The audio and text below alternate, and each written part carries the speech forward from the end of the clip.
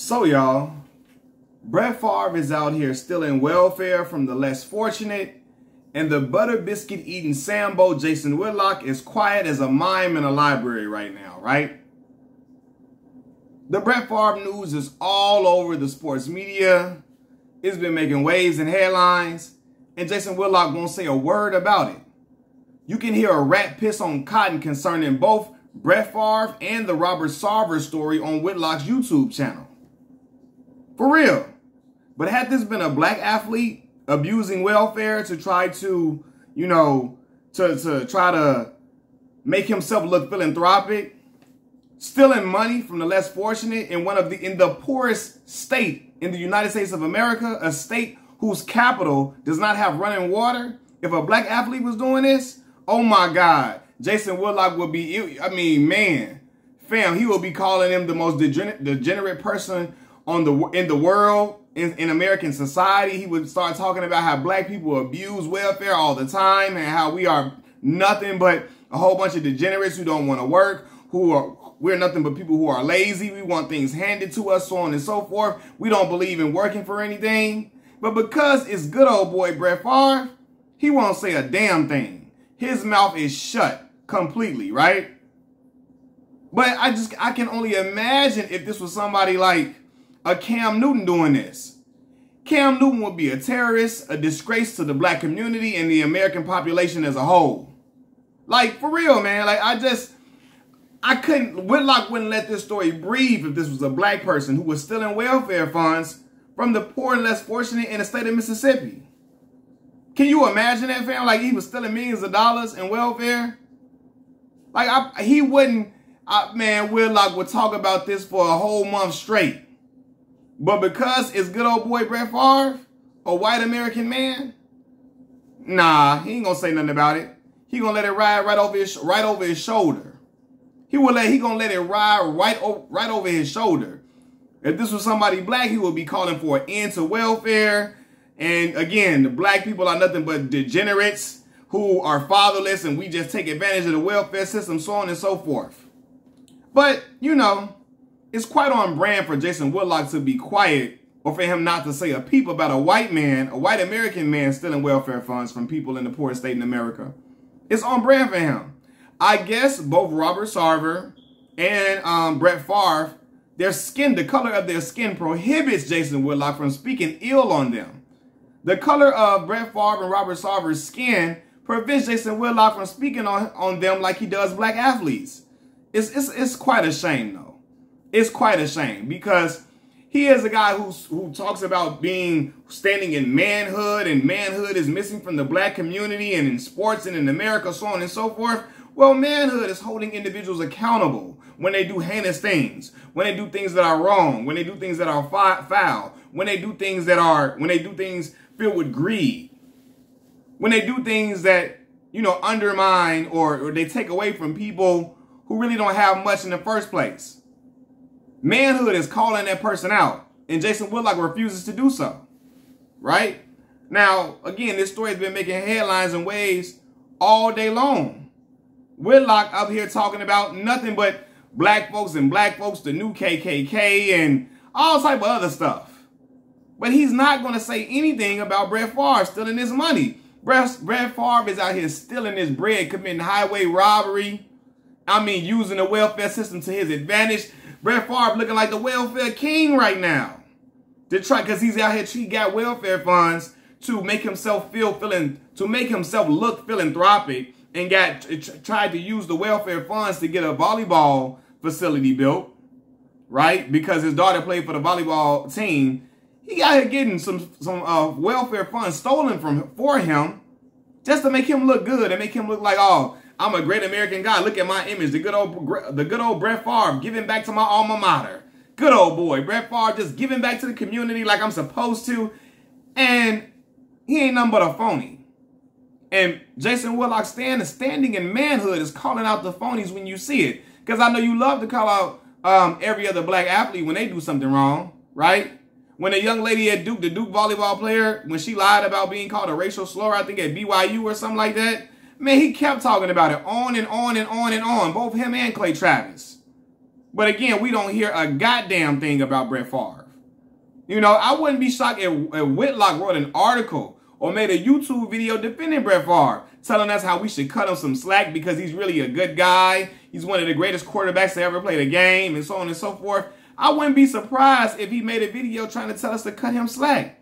You know, instead of talking about the greed and the selfishness of the all-American, you know what that means, all-American quarterback Brett Favre, Whitlock is talking about absent fathers in the black community and racial hatred of white people by black Americans. He's talking about PNB Rock, the Philadelphia rapper and singer, getting killed, and black degeneracy and so on and so forth, right?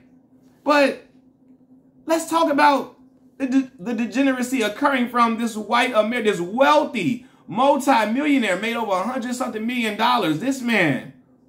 Let's talk about his degeneracy. Let's talk about his wrongdoing, his lying, acting like he don't know what's going on when he got text messages that are clear as day to let you know he got something going on and he know what's going on. It's an admission basically that he was doing something wrong. And we ain't gonna hold him accountable for that. We ain't gonna hold Brett Favre accountable for the fact that his university, his alma mater, the University of Southern Mississippi, was giving him $1 million to make speeches that he didn't even uphold. He didn't even uphold his end of the bargain and make those speeches. He didn't even do it and was trying to steal the money from that. Brett Favre is a shiesty, low-down scum of a dude. But Jason Whitlock gonna let it ride. He ain't gonna say nothing. He gonna clap for Brett Favre. The moment Brett Favre tries to weasel his way out of this, he gonna clap for Brett Favre. He gonna be happy and smiling and skinning and grinning. Just like an old boy, just like a raccoon. Like, come on, man. Like, it's crazy. It's crazy because Brett Favre is getting this amazing hall pass from Jason Whitlock. And to be a journalist like Jason Whitlock is, it's almost criminal to omit a story like this, to omit an incident like this, you know, in your broadcast. In your broadcast journalism, you don't want to talk about this? Again, Jason Whitlock is a raccoon if I ain't never seen one. Anytime a black, again, if Cam Newton would have done this, he would have been calling Cam entitled, privileged, an entitled, he would have called Cam an entitled, privileged degenerate who needs to cut his hair. Cut those dreadlocks off. Be more presentable. You degenerate. He's privileged. He's a crybaby, so on and so forth. But he won't call Brett Favre what he is. A manipulator, a shiesty dude, a guy who is selfish, a guy who's nothing but self-centered, arrogant, so on, and he won't say none of that. And Brett Favre showed who the type of guy he was when he kept holding his organizations hostage. I'm not going to play this year. I might play this year. Maybe I don't. Maybe I won't. I won't come to training camp. Then when he out here texting all that wild stuff to the masseuse, when he was texting that stuff to the masseuse, the New York Jets masseuse, while he was a married man, he ain't going to talk about that. But let there have been any black athlete doing some stuff like that. Let they have been doing some shit like that. They know better. And, you know, this is what happens when the black community don't have fathers and so on and so forth.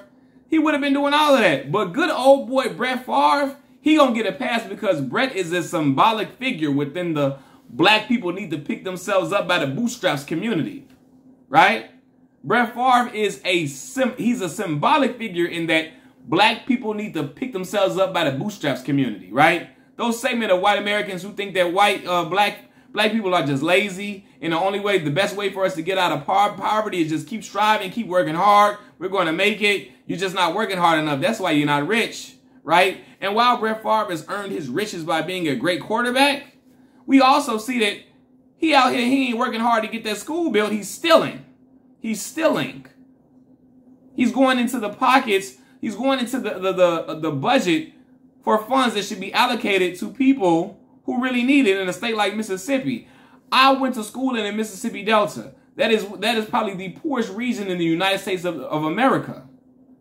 The Mississippi Delta is old, dilapidated houses that look like shacks, and people are really living in those houses, right? They have nowhere else to go. They're not making no money. The minimum wage is $7.25 an hour. I believe it was. I don't know if it may be still that. I haven't done my research on that. But yeah, they ain't got no running water. The water brown coming out the faucet in Jackson, Mississippi. And here you got Brett Favre, all-American guy, Mississippi guy, stealing all the funds from the people who really need it in Mississippi.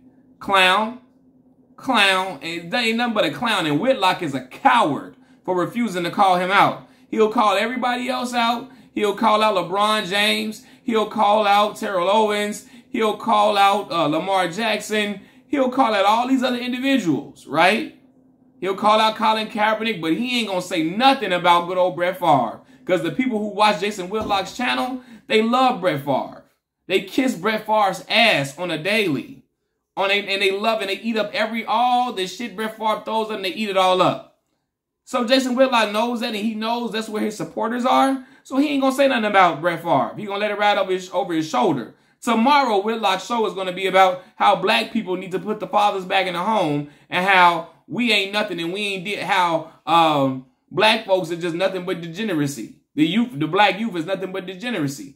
That's what he's going to talk about. That's what he's going to talk about tomorrow instead of talking about Brett Favre, a topic that needs to be addressed, and how Brett Favre need to be in jail, just like the people who are out here misappropriating or stealing PPP funds, right? Because I bet you, Whitlock probably one of them individuals, staunch individual that believes all the folks that was stealing from the government with the PPP loans, especially in the black community, needs to be thrown under the jail. He probably one of them individuals. But he ain't going to say nothing about Brett Favre. He probably think it's okay for Brett Favre to get a slap on the wrist because he's rich. And if Brett Favre gets a slap on the wrist, he's not going to reprimand Brett Favre. He's not going to say Brett Favre should have went to jail. He going to clap and say, hey, man, it's what you get for being a good guy in America, man. Standing up to those individuals who are protesting police brutality and who are standing against police brutality against unarmed African-American people. Hey, that's what happens, man. Hey, you get rewarded by getting a slap on the wrist when you stand up to the guys who talk about Black Lives Matter. Not the Black Lives Matter organization, but the people in the streets who are saying Black Lives Matter. When you stand up against them and you stand up against your your former NFL contemporaries, oh, you get rewarded handsomely like good old Brett Favre. And Jason Whitlock identifies with Brett Favre because, again, his crowd, Brett Favre's contingents, his supporters are the same individuals who support Jason Whitlock. Brett Favre and Jason Whitlock have the same supporter base, the same base of supporters. The people who feel like there's no racism in this country, black people need to stop talking about it, police brutality does not exist for real, and the black people that got killed deserve to get killed. They have that same fan base, that same following, those same group of followers. So, of course, he's not going to criticize Brett Favre. He's not going to reprimand him. He's not going to hold him accountable for his actions. Right? Because Jason Whitlock ain't, man, let me tell you something. Jason Whitlock is a grade A clown. A modern day Uncle Ruckus. Who only got something negative to say about black athletes. If it ain't black, he ain't talking about it. Or if, only time he's going to talk about a white individual is if the white individual is liberal.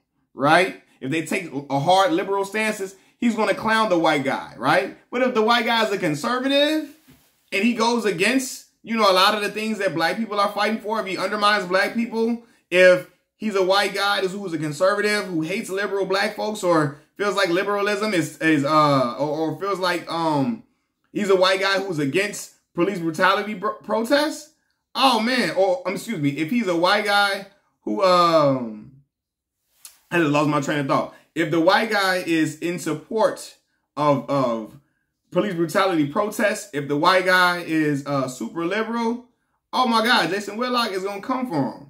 He's going to hate him. But if the white guy's conservative and he's against the liberal talk, if he's against police brutality marches, oh man, Jason Whitlock in lockstep with him.